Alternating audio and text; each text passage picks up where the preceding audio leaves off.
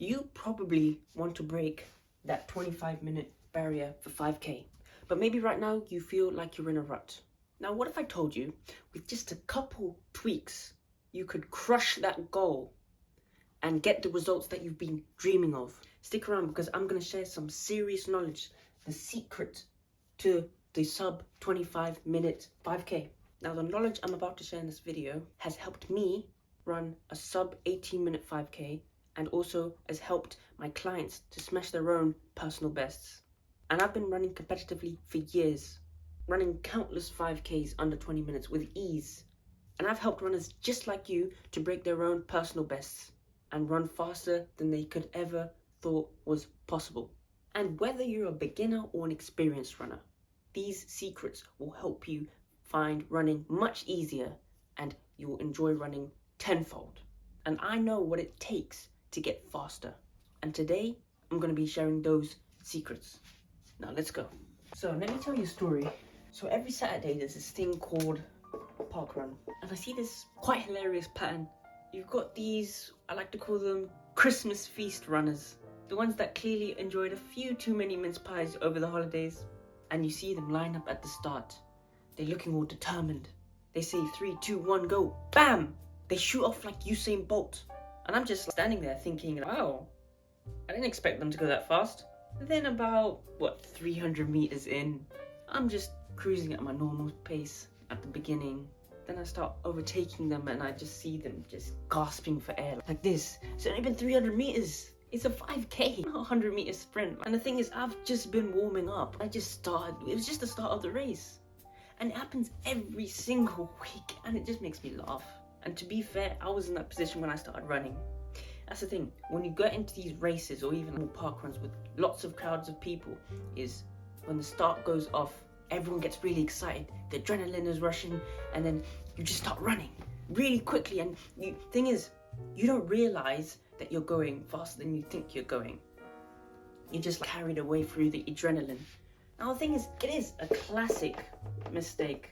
Everyone makes this mistake when they start doing races and just start running long distances in general.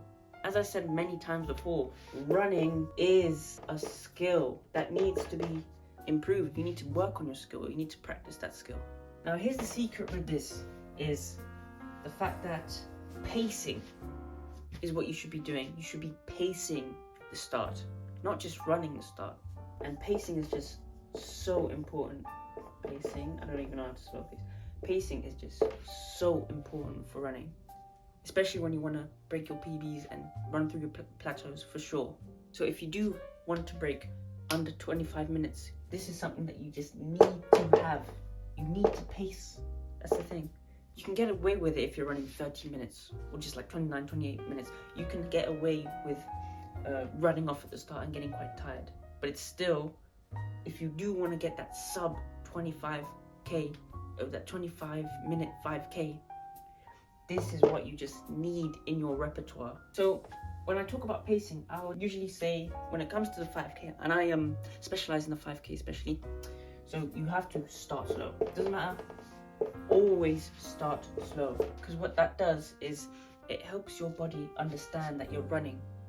So when you start slow, your body can start up its running mechanism slow. It's almost like a warm-up. And what happens is your body will not congratulate you, but it will reward you by standing, oh, I've been running for a couple minutes, okay, let me enhance my running. So what happens naturally, when you're starting slow, you'll naturally and gradually, and not even on purpose, you'll gradually gain speed.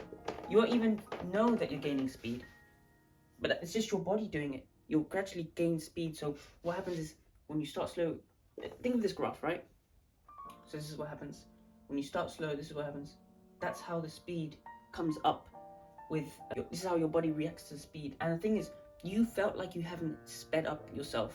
It's just your body doing it. Now, this is what happens when you speed up at the beginning. This is what happens, look. This is what happens. That looks like a W, but the point is, when you start at the very top, there's a big crash.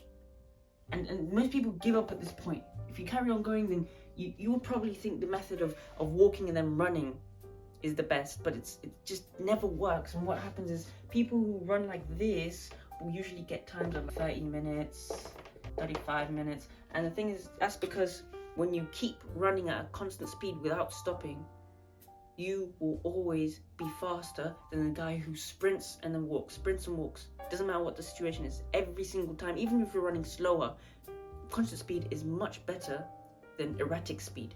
Erratic speed never works, only if you're training erratic speed to be faster with your speed. That's the only time you need erratic speed. Erratic speed never works. And the last thing that happens when you do gain that speed is eventually what happens is your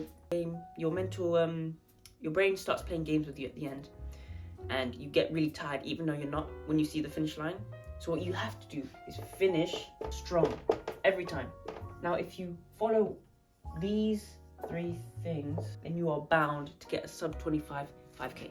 Now one of my clients was actually stuck at the 30-minute barrier, and he felt frustrated, and he really just didn't know how to improve. He was actually about to give up running.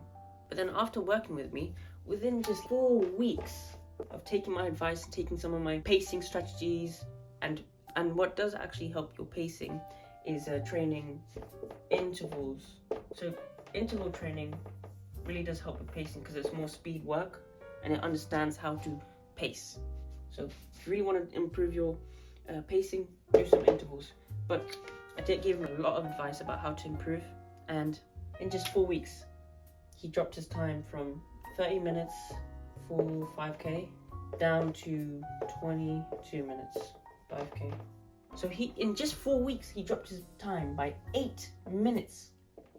That's an insane amount of droppage, if that even makes sense. Droppage sounds like droppings. Anyway, and in this 4-week plan, I don't want to say too much, but what I did was I customized a training plan for his strengths and weaknesses. I gave him pacing strategies to stop him from burning out. Now this one's really important. I gave him mental strategies to help him just keep going, and this one's really important as well. And he was just able to cut his time by 8 minutes in 4 weeks. I couldn't believe it myself. And the thing is, if he can do it, then so can you. And if you're actually serious about breaking your times, breaking past your plateaus and running easier for a lifetime, then I do actually have a high-ticket one-on-one mentoring program, link in the description, and I'll customize a plan for you, specifically for you, for your issues, your strengths and weaknesses, to help you smash your 5k goals. And this will help you become the runner that you've always wanted to be. Whether you're aiming for a sub 30, a sub 25, even a sub 20, I've got the strategies to help you. Now click the link below for a free strategy call if you do want to work for me, and I'll see if it's a good fit. And the spots are very limited. I always get new clients all the time, so reserve your spot today. Now if you enjoyed the video, please do subscribe. Here's the thing, running isn't just about physical strength. A lot of the time it's just about the mind, and that's what's holding you back. If you want to conquer your mind and run faster than you ever thought, then click right here to watch the next video about how fear is the #1 cause for your running struggle.